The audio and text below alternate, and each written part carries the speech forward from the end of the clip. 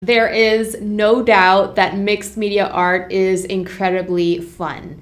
And there is so much growth that can come from it because not only are we growing our skills with multiple mediums simultaneously, but we're also practicing making all sorts of artistic choices. With mixed media art, there is an infinite amount of combinations of mediums that we can bring in, and there are so many different ways of going through the process and combining different techniques to arrive at unique results that we'll love. There are so many different opportunities to make choices and really get to know ourselves more as artists. In today's video, I'm going to be sharing my top 5 tips that will help you arrive at better results more consistently when creating mixed media pieces. And while I share these tips, I'm going to be sharing a mixed media process of my own. This is a piece that I created this week using watercolor and colored pencils in my sketchbook. If you enjoy this kind of thing, I would highly recommend subscribing to my channel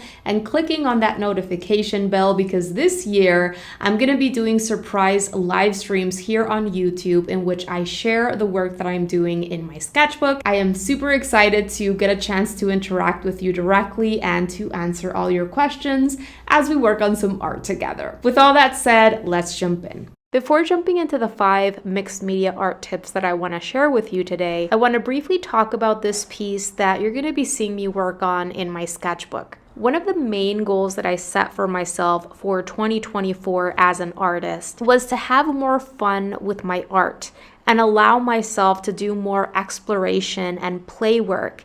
And this is all with the intention of discovering things, ways to use different art mediums and tools, and developing a process as a whole that I enjoy and that really has myself in it. I've developed my skills with watercolor, with colored pencil, watercolor pencil, pen and ink, and all these mediums in isolation separately. And I've learned about myself that I really enjoy combining and enjoy the final look of mixed media pieces where there is a drawing medium brought in and also a painting medium. I enjoy the precision when it comes to creating details and the mark making and even sketchy look and feel that drawing mediums allow, but I also really enjoy the looseness and the organic effects created by painting mediums.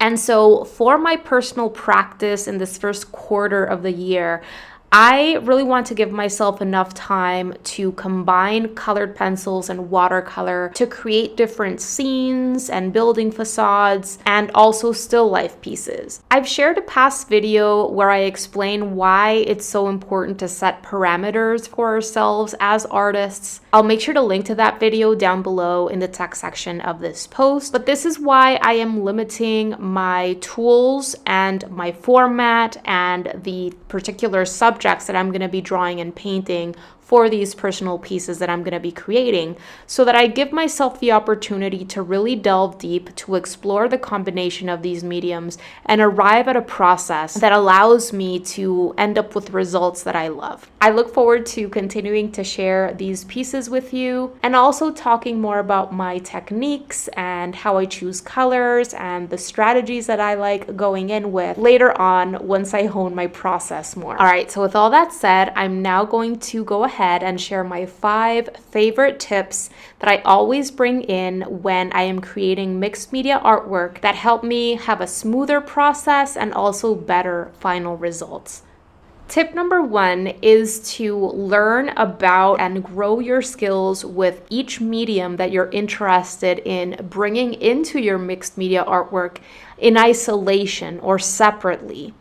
It's so important to remember that each drawing and painting medium has its own characteristics, its own strengths and weaknesses, and its own kind of individual tools, whether it's paintbrushes or erasers or the substrate itself that you're bringing in. Substrate meaning the paper, wood, canvas, whatever it is that you're drawing or painting on that work best with that particular medium. If you're you're working in a sketchbook like I am with this one, it's very important that you use a sketchbook that is intended for those drawing and painting mediums that you're going to be bringing in.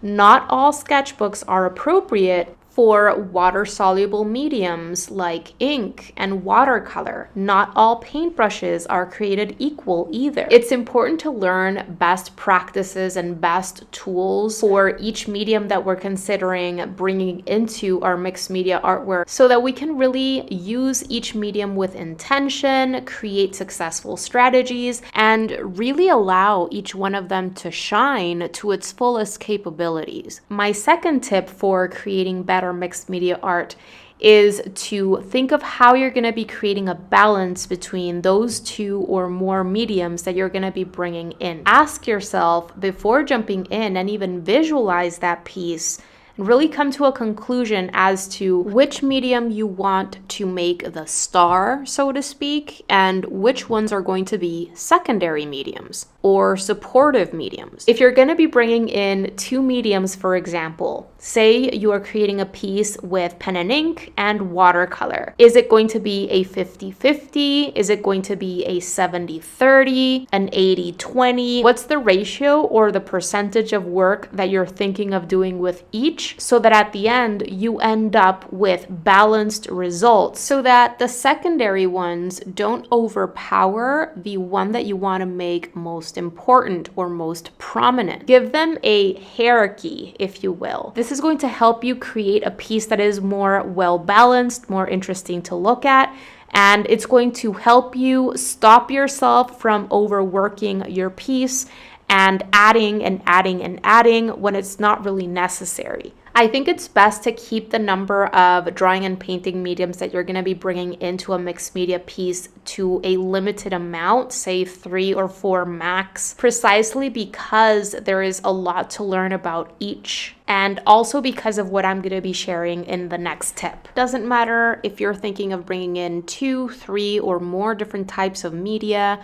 Think about that hierarchy, think about that percentage of work that you're going to be doing with each. Mixed media art tip number 3 is going to be to go in with a strategy when it comes to your layering. What is the order that you're going to be going in with when it comes to your different mediums? Usually when it comes to mixed media artwork, there is layering taking place. And we really have to consider and think about how the different materials that we're using are going to have an impact on each other, not only during the process of creation, but also at the end. Materials sometimes don't play well off each other over time. Something that I learned, for example, when I painted with acrylics and oils, is that you can create an underpainting with acrylics, and then once the acrylic paint is dry, you can paint over that with oils, but you can't do it the other way around. You can't create those first layers of your painting with oils and then switch to acrylics, because oil paint takes a long time to dry and oxidize fully. On the other hand, acrylics dry pretty fast. Oils can take months and months to dry and oxidize fully. After a few weeks, it might look dry, it might even feel dry to the touch,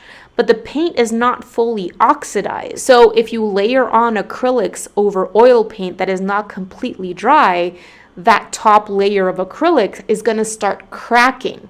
And this is just one example where it is super important to consider that order when it comes to the mediums that we're going to be bringing in. But even when it comes to combining mediums such as pen and ink and watercolor, where you can decide to do the pen and ink first or the watercolor first, you still have to pay attention to the layering process and to making sure that you're allowing each layer to dry completely before working on the next. By rushing that process, you're going to affect the final outcome. We always want to think about and consider how the materials are going to play off each other, how they will affect each other, not only during the process, but also over time. And the more materials we bring in, the more of a chance there is that these different materials will affect each other. Moving on to the next tip, and this one is going to be to do your research depending on what materials and mediums you're going to be bringing in, to know what is the best best way to preserve that artwork over time?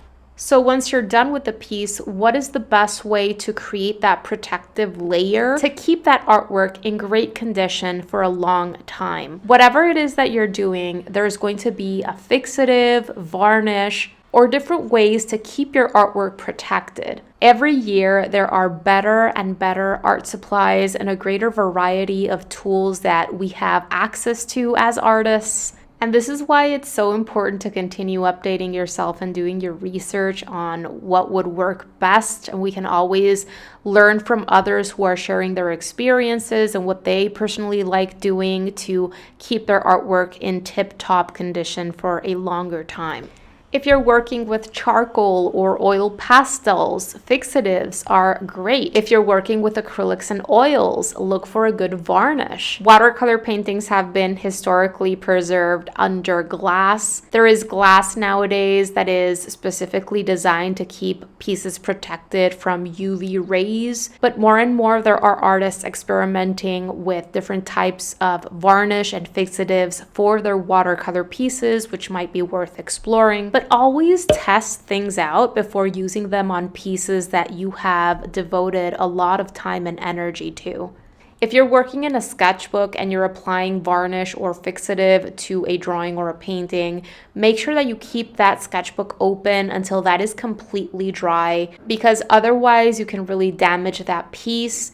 And sometimes what I like doing is to just place a piece of parchment paper or glassine in between my two pages so that those pages are not touching each other when I close that sketchbook. And finally, moving on to tip number 5, and this one is going to be more of a creative tip for you. It's very helpful to start practicing breaking down visual compositions into the 7 elements of art, which are considered the building blocks for any kind of artwork. The 7 elements of art are line, shape, form, color, space, value, and texture. And what I like doing when I am planning for a new mixed media piece is I like thinking of what mediums I'm going to be using to create the elements of art that I'm going to be bringing in.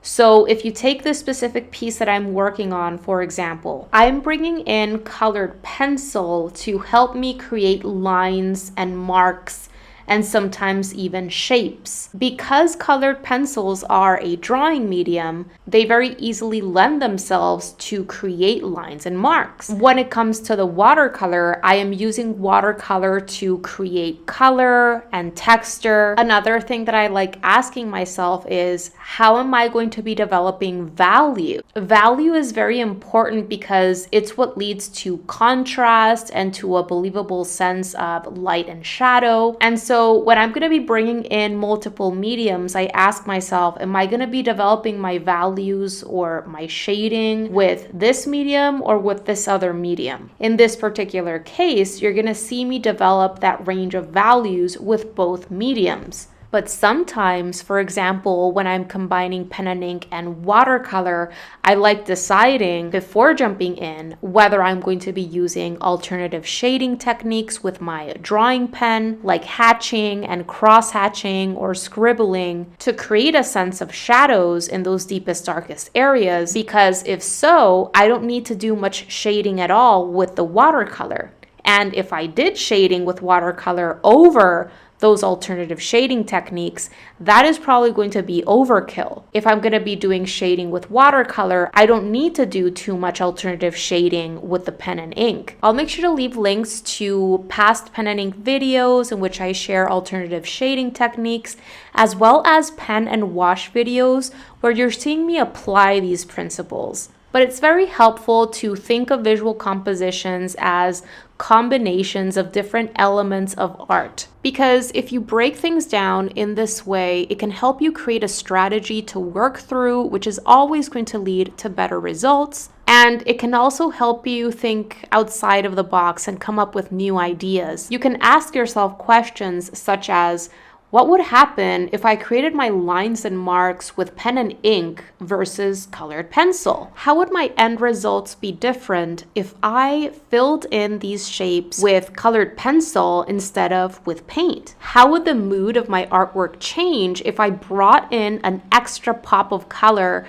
that I cannot actually see in my reference photo or whatever I have in front of me in real life? How would this look if I created that variety of values from lightest areas to midtones to darkest areas with this medium over here? Or develop my textures with a painting medium instead of a drawing medium? What would happen if I brought in gold leaf and actually pasted that on instead of painting on metallic color? What's cool about mixed media art is that there is an infinite amount of combinations and ways that you can move through the creative process to arrive at very unique results. There is a huge opportunity for you to bring in your artistic license and to make choices along the way so that you can arrive at pieces that are very original and very much your own. And I hope that this video has inspired you to do some mixed media explorations of your own so that you can practice making choices and get to know yourself more as an artist